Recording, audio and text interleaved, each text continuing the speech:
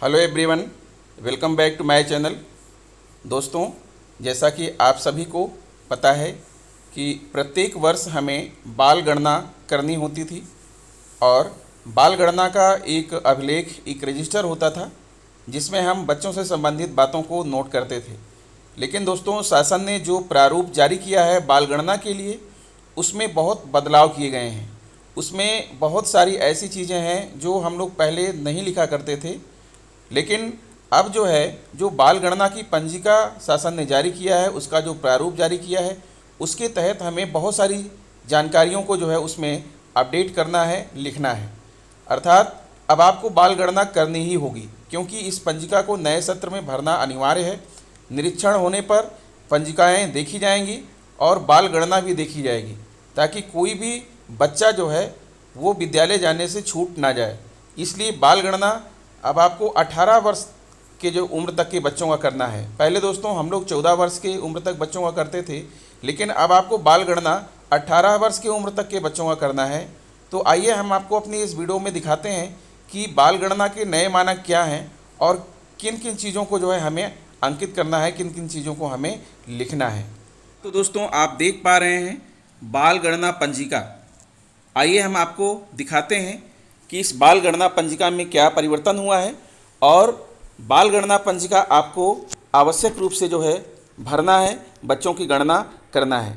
तो आइए हम इसका पहले प्रारूप देख लेते हैं। देखिए, यहाँ पर है विद्यालय का नाम, प्राथमिक, उच्च प्राथमिक या कंपोजिट, विकास खंड, जनपद, यूडाइस कोड। ये आपको ऊपरी पृष्ठ पर जो है आपको डालना है। उसके बाद इसका जो पहला पृष्ठ है, पहले पृष्ठ पर भी यही है बाल गणना पंजिका और विद्यालय का नाम, प्राथमिक, उच्च प्राथमिक, कंपोजिट, विकास खंड का नाम, जनपद, यूडाइस कोड। अब बात करते हैं दोस्तों, यहाँ पर आपको ध्यान देना है। यहाँ पर ये आपका 14 सीरियल नंबर तक यहाँ पर पड़ा हुआ है। ये इसका है बायां पृष्ठ, या आप समझ लीजिए कि आप ये जो है 2 पन्ने का होगा, बायां पृष्ठ और दायां पृष्ठ। तो बाएं पृष्ठ पर 14 कॉलम बने हुए हैं। एक बात आपको ध्यान रखना है यहाँ पर कि पहले जो बाल गणना हुआ करती थी, हम लोग उसे 3 साल से लेकर के और पूरा 14 साल तक के बच्चों की गणना किया करते थे। लेकिन दोस्तों, अब जो बाल गणना करनी है वो हमें 3 साल से लेकर के 18 साल तक के बच्चों की गणना करनी है, क्योंकि जो 4 साल जो बढ़े हुए हैं आगे, वहाँ भी हमें गणना करनी है बच्चों की, क्योंकि जो है 18 साल तक बच्चों की पढ़ाई अनिवार्य है। तो हमें 18 साल की उम्र तक के बच्चों को यहाँ पर देखना है और उनकी गणना करनी है। विद्यालय का नाम, मजरे का नाम, ग्राम सभा। दोस्तों, एक बात बताना चाहूँगा कि जो आज आदेश आया था उसका वीडियो मेरे चैनल पर पड़ा हुआ है, जिसमें ये बात है कि आपको 18 साल तक के बच्चों की गणना करनी है। आप वहाँ उस आदेश में देख सकते हैं। आइए इसके कॉलम की बात कर लेते हैं। जब हम बाल गणना करने जाएंगे तो हम क्या क्या चीज़ें जो है अभिभावकों से पूछेंगे। पहले तो क्रम संख्या हो गया, उसके बाद छात्र की यूनिक पहचान संख्या, इसके नीचे जो है छात्र का आधार नंबर लिखेंगे, फिर उसका प्रवेशांक लिखेंगे। आपके जो है विद्यालय में अगर बच्चा पढ़ रहा है तो उसका प्रवेशांक डालना है, बच्चे का नाम डालना है। दोस्तों, ये ज़रूरी नहीं है कि सारे बच्चे आपके विद्यालय में पढ़ रहे हैं, वो कुछ दूसरे विद्यालयों में भी पढ़ रहे होंगे, या फिर कुछ जो है उस गांव में नहीं होंगे, गांव के बाहर भी होंगे, वो भी कहीं ना कहीं पढ़ रहे होंगे। तो हमें हर बच्चे का प्रवेशांक तो नहीं मिलेगा, लेकिन आपके विद्यालय में जितने बच्चे पढ़ रहे हैं कम से कम आप उनका प्रवेशांक तो डाल सकते हैं। बाकी बच्चों का प्रवेशांक आपको डालने की आवश्यकता नहीं है। बच्चे का नाम लिखेंगे, फिर लिंग है यहाँ पर, फिर जाति और धर्म लिखेंगे, वर्ग लिखेंगे, फिर बच्चे की जन्मतिथि लिखेंगे, पिता का नाम, शैक्षिक योग्यता, व्यवसाय, माता पिता का व्यवसाय क्या है, माता पिता की शैक्षिक योग्यता कितनी है, माता का नाम, उसकी शैक्षिक योग्यता, माँ का व्यवसाय, पता और मोबाइल नंबर। ये आप बाएं पृष्ठ पर जो है इतनी एंट्रीज आप करेंगे। कुल 14 कॉलम है, इन पूरे 14 कॉलम को जो है आपको भरना है।